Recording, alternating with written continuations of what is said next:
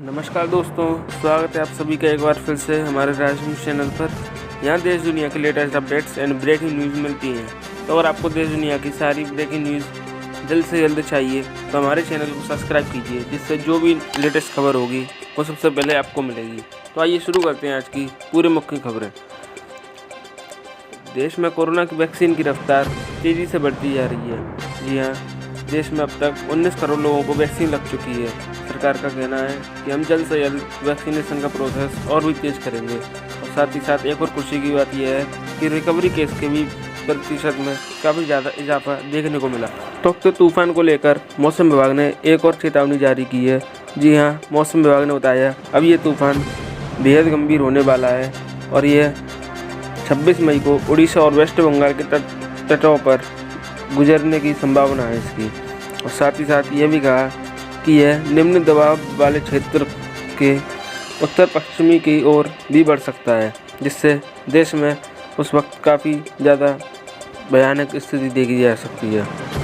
देखते हैं देश की अगली बड़ी खबर। जैसे कि हमको पता है CBSE 12th की परीक्षा को सरकार ने पोस्टपोन कर दिया था। अब इसको लेकर हो सकती है बहुत हाई लेवल मीटिंग। और साथ ही साथ ऐसा भी हो सकता है कोरोना को देखते कि सिर्फ और सिर्फ मेन एग्ज़ाम की परीक्षा ही हो। ये देखते देश की अगली बड़ी खबर। MP सरकार ने 1 जून से अनलॉक शुरू करने की ऐलान कर दिया गया है। जी हाँ, सरकार का कहना कि हम अनंत काल तक लॉकडाउन नहीं लगा सकते। इससे लोगों के बीच काफ़ी ज़्यादा अर्थव्यवस्था और भूखमरी देखी जा सकती है। उसी के साथ साथ MP की सरकार ने कहा कि जो भी हॉटस्पॉट के इलाके रहेंगे उन स्थानों पर सख्ती से प्रशासन का दबदबा रहेगा। कोरोना को लेकर भारत में काफ़ी ज़्यादा लोग भ्रम में आ जाते हैं और सबसे ज़्यादा गांव के इलाकों में भ्रम जल्दी देखने को मिलता है। जी हाँ, ऐसा ही एक केस आंध्र प्रदेश के तलौर के गांव से आ रहा है, जिसमें एक चमत्कारी इलाज बताकर बांटी जा रही है दवा। जी हाँ, इसी को देखने के लिए और लेने के लिए 10,000 लोगों की भीड़ एकत्रित हो गई। इसको देख प्रशासन ने दवा वितरण वाले को गिरफ्तार कर लिया है और साथ ही साथ गांव में सबको कहा कि इतनी जल्दी भ्रम में ना आया करें, आप लोग न्यूज़ पर भरोसा करें। और साथ ही साथ जांच के लिए वहां पर आदेश दे दिए गए हैं। आइए देखते हैं देश की अगली बड़ी खबर। कंपटीशन निकाला है जिसमें आप सभी लोग अपनी फ़ोटो वैक्सीन के टाइम पर शेयर कर सकते हैं और सरकारी साइट पर भेज सकते हैं, जिसमें से सरकार हर महीने 10 लोगों को छांटेगी और उनमें से हर 10 लोगों को 5-5 हज़ार रुपये दिए जाएंगे। तो अगर आपको भी ये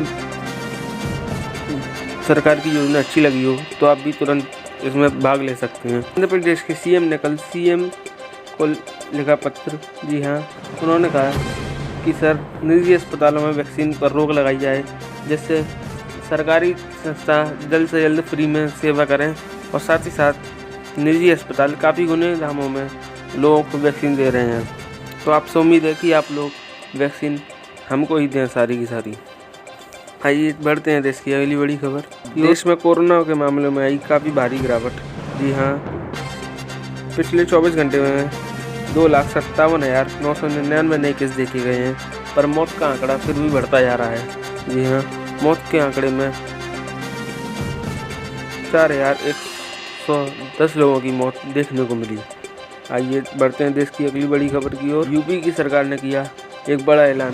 जी हाँ, अब यूपी में 31 मई तक जारी रहेगा संपूर्ण लॉकडाउन। सरकार का कहना है कि गांव में भी वायरस ज़्यादा ही फैल गया है और साथ ही साथ लॉकडाउन जितना समय पर रहेगा उतनी ही जल्दी लोगों को आगे की ओर सुरक्षा मिलेगी। सरकार का कहना है कि जब से हमने लॉकडाउन लगाया है केसेस में काफ़ी गिरावट देखने को मिली है। अब 31 मई तक पूरी तरह से वैसा ही लॉकडाउन रहेगा और इसी को देखते हुए दिल्ली और हरियाणा की सरकार भी कर सकती हैं एक बड़ा ऐलान। यूपी की सरकार ने एक और 2 और अहम फैसले निकाले हैं। जी हाँ, यूपी की सरकार ने कहा कि पूरे प्रदेश के अंदर अटल भोजनालय फाउंडेशन की तौर पर ज़रूरतमंदों को निःशुल्क भोजन दिया जाएगा।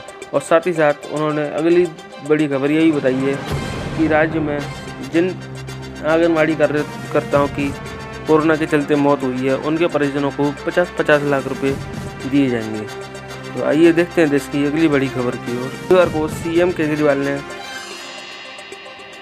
प्रेस कॉन्फ्रेंस करी थी, जिसमें उन्होंने वैक्सीन को लेकर और वैक्सीन को बढ़ाने के लिए केंद्र सरकार को कुछ सुझाव दिए थे। उन्होंने कहा कि विदेशी वैक्सीन को भारत में इस्तेमाल किया जाए, और अगला उपाय उन्होंने कहा कि कुछ विदेशी कंपनी को भारत में वैक्सीन बनाने के लिए कहा जाए, जिससे जल्द से जल्द और ज़्यादा से ज़्यादा भारत में ही वैक्सीन का निर्माण हो सकता है। और साथ ही साथ उन्होंने कहा कि कुछ देशों के अंदर ज़्यादा वैक्सीन स्टोर कर लिया गया है, तो उन देशों से अपील की जाए कि आप थोड़ी वैक्सीन हमको दे दें, वरना लोग ऐसे ही मरते जाएंगे। आइए देखते हैं अगली बड़ी खबर की ओर। WHO ने एक नई गाइडलाइन जारी की है, जिसमें उन्होंने कहा है कि कोवैक्सीन लगवाने वाले यात्रियों को विदेश यात्रा नहीं करनी चाहिए। जी हाँ, कोवैक्सीन जैसे कि भारत में ही बनती है, तो उसी को देखते हुए काफ़ी देशों ने भारत के लोगों को अपने देश के अंदर आने के लिए एंट्री बैन कर दिया गया है। इसको देख भारत में काफ़ी ज़्यादा गुस्सा छाया हुआ है। आइए बढ़ते हैं देश की अगली बड़ी खबर। जी हाँ, 19 जुलाई 2020 को एक बम धमाका हुआ था, ये हम सभी को पता होगा। उसी के बीच एक बड़ी खबर आ रही है। पुलिस ने मुख्य आरोपी आगरा के राजेंद्र प्रसाद उर्फ रज्जू जैन की 6 करोड़ 80 लाख की संपत्ति को जब्त कर लिया गया है, और साथ ही साथ उस पर और भी बड़ा कदम उठाया जा सकता है। बढ़ते हैं अगली खबर की ओर। आखिरकार दिल्ली पुलिस को मिली काफ़ी सफलता। उन्होंने सुशील कुमार और उसके साथी को कर लिया गिरफ्तार।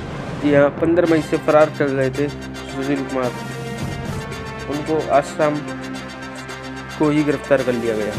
बढ़ते हैं अगली बड़ी खबर की ओर। उड़ीसा को एक ऐसा केस देखने को मिला। जी हाँ, कोरोना की सख्ती के लिए पुलिस ने दूल्हे की रिपोर्ट पॉजिटिव देखते ही उसे मंडप से ही उठा लिया और साथ ही साथ तुरंत आइसोलेशन में ही रख दिया। बढ़ते हैं अगली बड़ी खबर की ओर।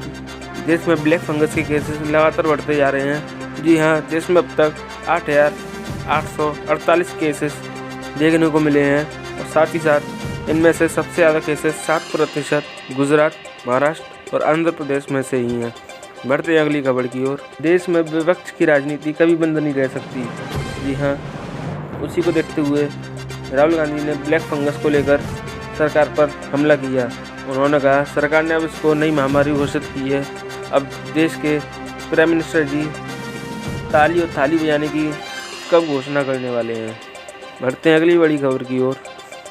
देश भर में आज ऑक्सीमीटर के दाम काफ़ी ज़्यादा बढ़े हैं, और साथ ही साथ हर जगह हर घर में इसकी काफ़ी ज़रूरत है। पर यह ऑक्सीमीटर आज बाजार में 1000 से लेकर 2000 के बीच में मिल रहा है। उसी को देखते हुए एक कंपनी ने स्टार्टअप के तौर पर कोवीफ्लिक्स विटल ऐप बनाया है। इस एप्लीकेशन में आप फ्री में ही मोबाइल से ऑक्सीमीटर की तरह इस ऐप का यूज़ कर सकते हैं, और साथ ही साथ इसके लिए आपको कोई भी रुपए नहीं खर्च करने पड़ेंगे। बढ़ते हैं अगली खबर की ओर। और कैनरा बैंक में अब लोगों के खातों में 142 रुपये की कटौती की जा रही है। जी हाँ, लोगों ने समझा कि उनके खातों को हैक कर लिया है, और साथ ही साथ उन्होंने हर जगह अपने स्क्रीनशॉट लेकर बैंक के खाते के स्क्रीनशॉट लेकर हर जगह शेयर कर दी है। उसी को देखते हुए SBI और कैनरा बैंक ने ऑफिशियल नोटिस में बताया कि यह पैसे एनुअल चार्ज और मेंटेनेंस को बढ़ाने के लिए ही काटे जा रहे हैं, जिससे आप लोगों के ही भला होगा। अगली खबर की ओर। विराट कोहली के बचपन के कोच सुरेश बत्ता का 53 साल की उम्र में कोरोना के चलते निधन हो गया है। जी हाँ, इसको देख विराट कोहली में काफ़ी ज़्यादा मातम छाया गया है, और साथ ही साथ इसकी खबर वरिष्ठ खेल पत्रकार विजय लोकपल्ली ने ट्वीट कर दी थी। चलते हैं अगली बड़ी खबर की ओर। आप लोगों ने E=mc² कहीं ना कहीं पर पढ़ा ही होगा। जी हाँ, और आपको यह भी पता होगा कि यह एल्बर्ट आइंस्टीन ने बताया था E=mc² के बारे में। उसी को देखते हुए आज उनके पत्र की नीलामी हुई थी। जी हाँ, 26 अक्टूबर 1946 में उन्होंने यह पत्र पोलिश अमेरिकी भौतिक वैज्ञानिक में लिखा था। आज इस पत्र की नीलामी 8 करोड़ 75 लाख में हुई है। जी हाँ, देखिए, यह होता है एक वैज्ञानिक की लिखी हुई चीज़ की ताकत। कोरोना काल में जैसे कि हम सबको पता है कि काफ़ी ज़्यादा टेलीकॉम कंपनी डेली कोई ना कोई ऑफ़र निकालती रहती हैं। उसी के देखते हुए कल शनिवार को VI ने एक शानदार ऑफ़र निकाला है, जिसमें आप मात्र 299 रुपये के पैक पर 4 GB प्रतिदिन डाटा मिलेगा आपको और साथ ही साथ फ्री कॉलिंग अनलिमिटेड मिलेगी। ये ऑफ़र 28 दिन के लिए वैलिड रहेगा। अब देखते हैं देश में सोने चांदी के दामों में कल क्या रेट रही। जी हाँ, सोने के दामों में 130 रुपये की गिरावट देखने को मिली। उसी के साथ साथ सोना 10 ग्राम 47,000 रुपये पर दर्ज किया गया और साथ ही साथ चांदी में भी 100 रुपये की गिरावट देखने को मिली। उसके साथ साथ चांदी भी 71,100 रुपये पर दर्ज की गई। पेट्रोल डीजल की कीमतों में कल के दिन कोई भी गिरावट या उछाल दर्ज नहीं किया गया है। जी हाँ, पेट्रोल शनिवार को 93 रुपये पर दर्ज किया गया और साथ ही साथ डीजल 83 रुपये 80 पैसे पर ही दर्ज किया गया। और आपको हमारी सारी वीडियो अच्छी लगती हो और हमारी सारी खबर आपको पसंद आती हो तो हमारे चैनल को लाइक कीजिए, शेयर कीजिए और सब्सक्राइब कीजिए। धन्यवाद।